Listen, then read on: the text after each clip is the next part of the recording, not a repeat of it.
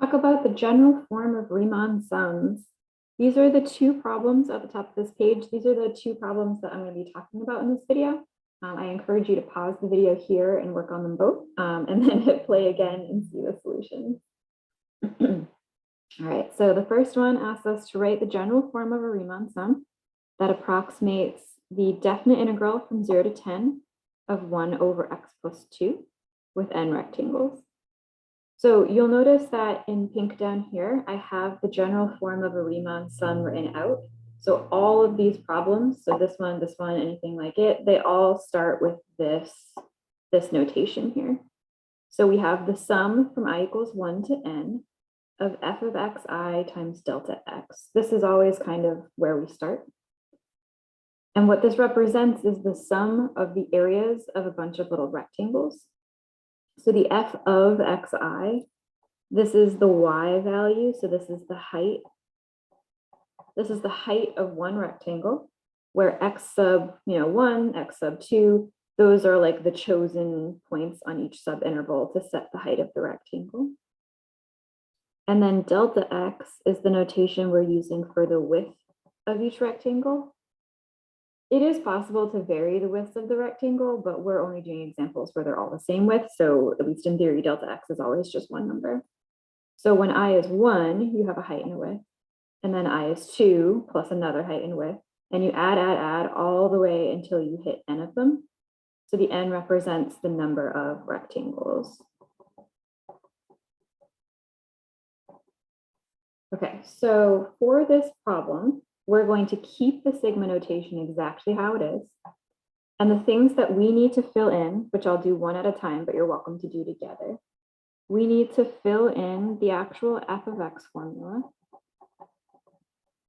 We need to compute delta x, and we have a formula for it. It's always b minus a over n, where a and b are your first and last x values involved here. So here it's 0 to 10. Sometimes those will be given in interval notation. So they would say like 0, 10, but they're telling us the same information. And then the last thing we want to fill in is the formula for x sub I. Now, you can see in both of these problems, I have this note underneath in parentheses that says, assume it's a right-hand Riemann sum. That's what I'm abbreviating here. These problems usually don't say specifically right-hand Riemann sum, they just kind of leave it vague. We're going to always just default to a right-hand sum just because the x sub I formula is the prettiest. That's the actual reason why. So when it's a right-hand Riemann sum, our x sub I formula is a plus the delta x number times I. It'd be great if that were on the screen. There we go. So I want to point out for these three things that we need to fill in, and we're going to fill them in this order as well. The n literally stays the letter n, and I will literally stay the letter I, but everything else is going to get filled in. So what we should end up with at the end for this piece next to the sigma is just a formula with I and n in it. Okay, so let's fill in the f of x formula first. You can see the formula for our function right here. It's 1 over x plus 2. If you were given the 0 to 10 as an interval, f of x would be stated as like f of x equals 1 over x plus 2. Sometimes they'll say it this way. Sometimes they'll just say it as a definite integral like this. Now that we have this notation, it's really efficient. All right, so the f of x formula is 1 over x plus 2. So instead of f of x sub I, I'm going to write x sub I into this formula. So I'll say Riemann sum equals the sum from I equals 1 to n. Again, the sigma notation won't change during the whole problem. It stays this way. 1 over x sub I plus 2 times delta x. All right, so I've done the first thing on my list. The next thing on my list is to fill in the delta x. So it's b minus a over n. I'm actually going to compute it right up here. So our a and b are 10 and 0. So we have 10 minus 0 over n. And remember, we said n and I are in black because they will stay those letters. So this just becomes 10 over n. And that's what I'm going to plug in for delta x right here. So I have one more step filled in. Again, the same sigma notation. 1 over x sub I, a weird x, just go with it, and plus 2, and then times 10 over n. Right, so we did this one, we did this one. The third thing I have to do is the formula for x sub I. The reason I always do this one last in particular is because it has delta x in it. So we have to have this 10 over n to plug in right here before we can keep going. Okay, so the a in this problem was 0. So for us, this will be 0 plus 10 over n times I. And of course, that 0 plus we can just kind of skip and have it be 10 over n plus I, or sorry, 10 over n times I. So that's what we'll plug in for xi right here. All right, so this will be our final answer in this step. The sum from I equals 1 to n, that's been the same the whole problem. 1 over, so now instead of x sub I, I'm going to write this formula here, 10 over n times I, and then the plus 2 from the formula, and then times that 10 over n. So this is my answer to this first question, which was the general form of a Riemann sum for this thing with n rectangles. And we're just defaulting to assume this will be a right-hand sum.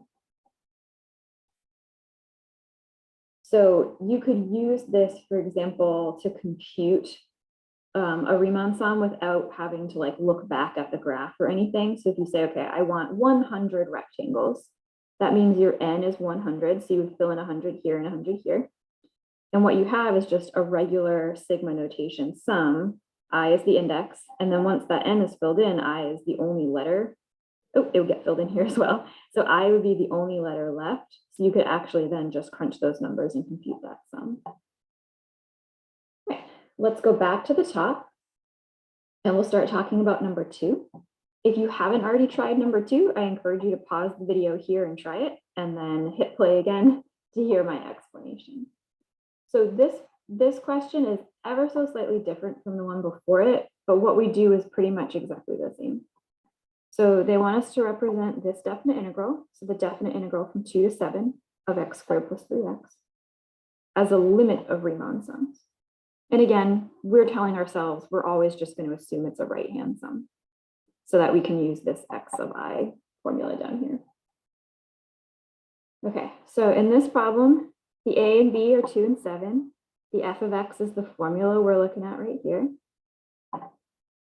One difference in what they're asking us to do is not write like an approximation Riemann sum. They're saying if you put a limit in front of this notation, it's actually equal to the exact integral. So this exact integral is equal to the limit as n approaches infinity of this formula that we used in the previous problem. So the only real difference in what we're doing is we're including that limit notation. F of xi delta x. So what we need to fill in here is exactly the same 3 things from the previous example. Fill in the f of x formula, compute your delta x, and then use it in the formula for x sub I. Again, I'm going to do them in that order, and everything else here stays the same. So the limit and the sigma notation, we don't fill anything in, they stay exactly the same. Okay, so the first thing in our list is the f of x formula. Here our f of x is x squared plus 3x. So that's the first thing I'll include here. Give myself a little more space. That limit and sigma notation don't change at all. So f of xi becomes xi squared plus 3xi. All of that should be times delta x. So I'm going to put it in a set of parentheses, just so that the delta x doesn't end up only on the 3xi term. I want multiplying on the whole thing. All right, so we did the first thing in the list. The next thing is to fill in delta x. So we know that delta x, our formula is b minus a over n, where the n is literally the letter n. So our a and b here are 7 and 2. So I'll have 7 minus 2 over n, which is 5 over n. Right, so we'll fill that in. We get the limit as n approaches infinity, so just more and more rectangles. And then we have our Riemann sum, I equals 1 to n, xi squared plus 3xi. And now instead of times delta x, we'll have times 5 over n. All right, so we did task 1, we did task 2. So the last thing up is 3. It's going to make this look really messy, but that's okay. So we're still going to use the same go-to formula, a plus delta xi.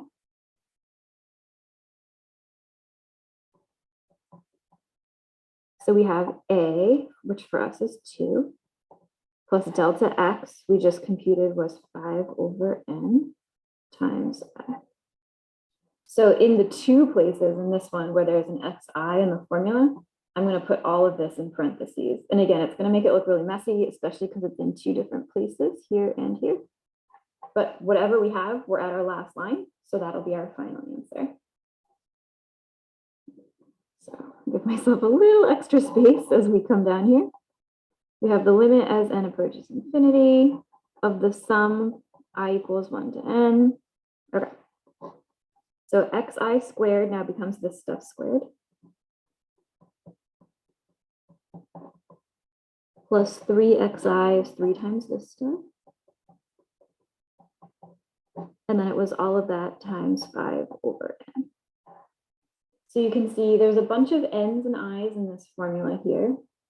So if you wanted to decide on like one particular Riemann sum where it has like 100 rectangles, you fill in that 100 for all the n's.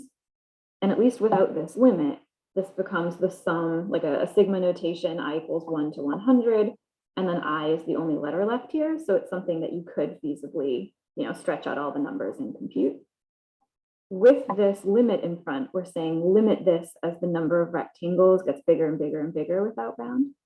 So the limit of each of these Riemann sums after you compute them is equal to the exact definite integral above.